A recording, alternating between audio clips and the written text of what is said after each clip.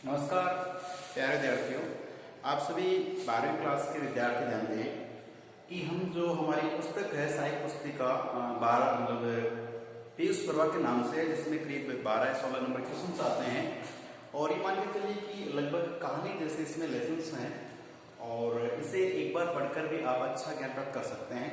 अगर 2 बार पढ़ लेते हैं एक ही पाठ को तो ये मान के चलिए कि आपका जो प्रश्न आने वाला है बोर्ड में उसे बहुत अच्छे ढंग से आप उसका आंसर दे सकते हैं, अच्छे मार्क्स ले सकते हैं। ठीक है, चलिए तो हम बात करते हैं कि जो सत्य के प्रयोग हम पढ़ रहे हैं मोहनदास करमचंद गांधी के द्वारा, ये उनकी आत्मकथा है।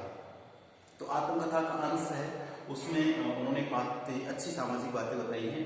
तो इससे पहले हम बलवान की भिड़ंत जो है वो पढ़ चुके हैं और बलवान से जो भिड़ंत थी उसको हमने देख लिया था किस प्रकार गांधी जी ने जोहानिसबर्ग थाने में कमिश्नर से मिलकर के वहां पर किस प्रकार से अपनी वकालत का परिचय दिया और हिंदू और चीनी लड़कों का किस प्रकार सहयोग किया, जिनका पहले वहां पे रक्षण की बजाय भक्षण होता था, उनका सपोर्ट किया और साथ दिया। ठीक है, और अंग्रेज अधिकारियों के देश में वहां पर रहकर अपना लोहा मनवाया उन्होंने। तो वो हम बलवान के भिड़ंत में देख चुके हैं। अब बात कर रहे हैं कि अगला पॉइंट है 6 नंबर का, आत्मिक शिक्षा।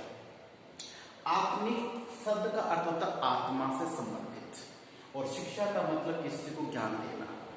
तो देखिए अभी मैं आपको पढ़ा रहा हूं तो मान के चलिए कि मैं जो कुछ बोल रहा हूं वो आप सुन रहे हैं और देख के लिख सकते हैं। ठीक है, शिक्षा है ये, ज्ञान हो गया आपको, इस पाठ का ज्ञान हो गया, आप अच्छे अंक ले सकते हैं इसको पढ़ने के बाद।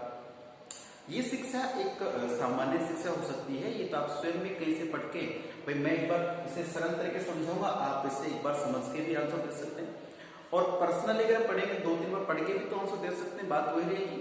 तो ये शिक्षा तो ठीक है, एक प्राकृतिक जो कहे परंपरागत चली आ रही बात सही है।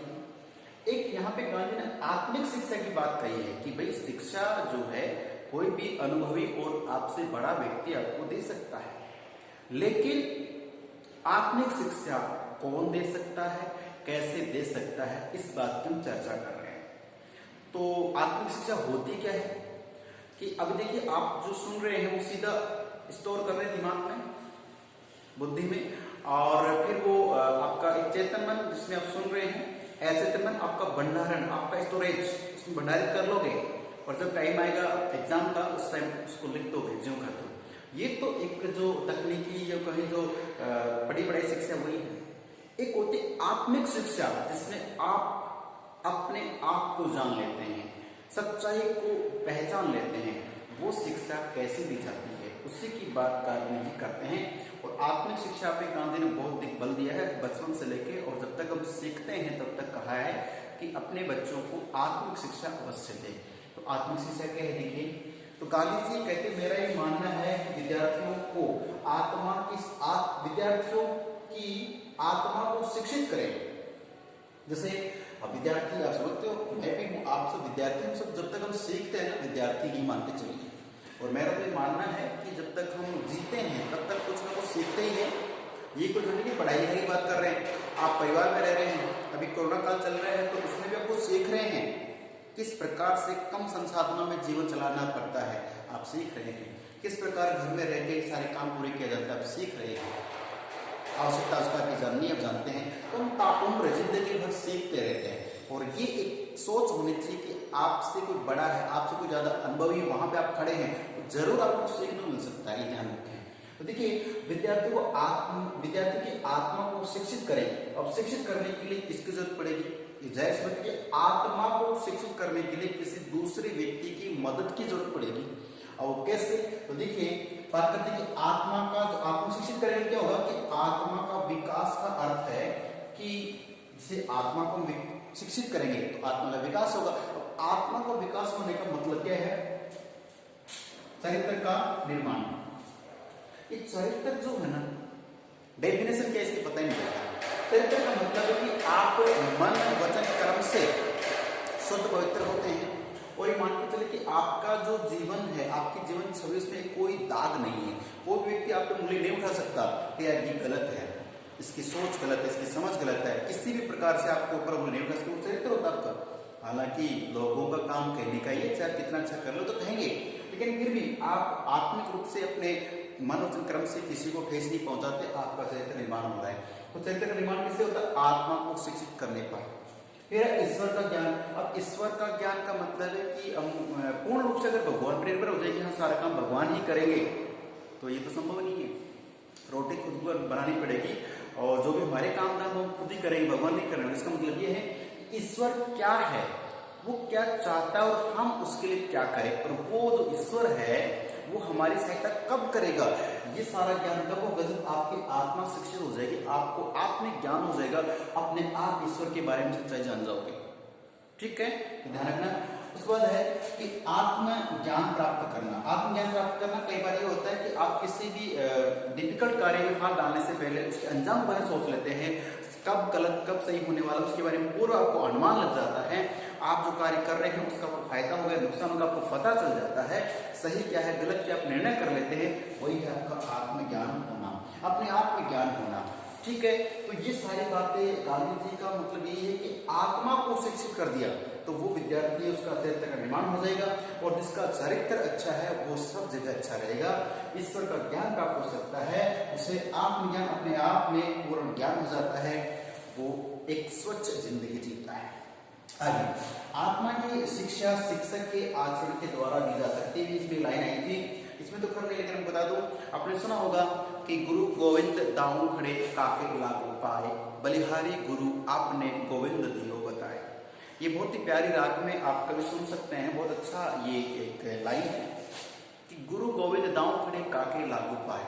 गुरु और गोविंद मतलब भगवान, एक गुरु जी खड़े हैं और भगवान भी खड़े हैं, और शिष्य है वह आके सोचता है कि गुरु के पैर छूं पहले, और या भगवान के, तो भगवान सामने है तो गुरु की जरूरत क्या है? क्यों ऐसा होता है आजकल ऐसा हो रहा है, हम शॉर्टकट चाहते हैं।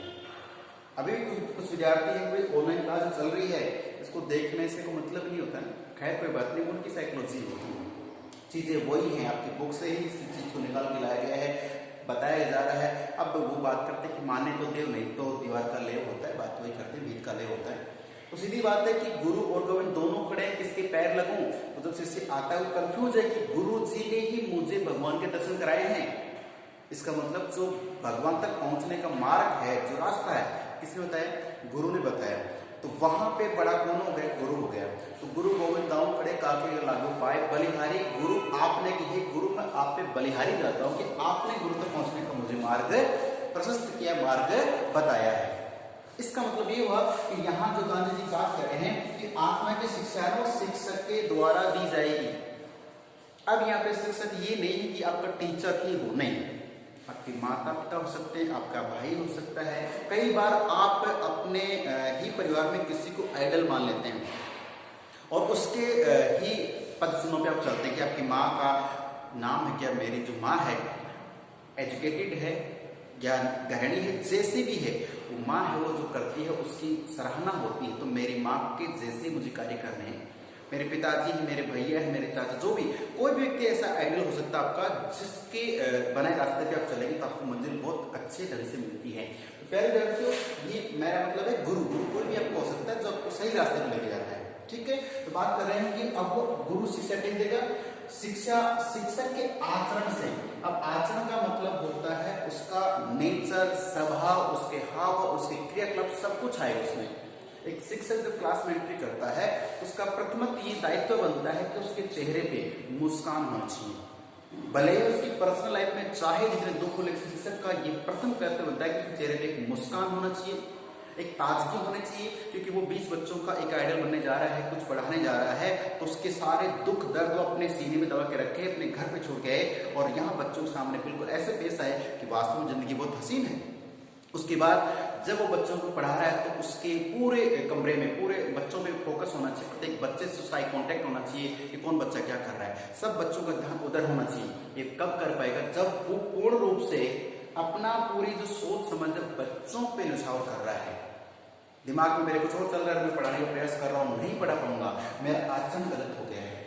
तो आचरण में उसका व्यक्तित्व आएगा, उसकी सोच, उसकी समझ है, बड़ी सोच और खुले विचार होने चाहिए। पहनावा है बिल्कुल सादा, शिक्षक के लिए कहा गया है समाज में कि सादा जीवन उच्च विचार। शिक्षक जो बनता है उसके वस्त्र उसका पहनावा, उसका बोलचाल जो है बिल्कुल सादा सिंपल होनी चाहिए, उसमें दिखावा नहीं होता है, आधुनिक जो फैशन परस्ती है वो नहीं होती, क्योंकि वो 20 बच्चे 40 बच्चे उसको नोटिस कर रहे हैं, उसका अनुकरण कर रहे हैं, बहुत से बच्चे करते हैं।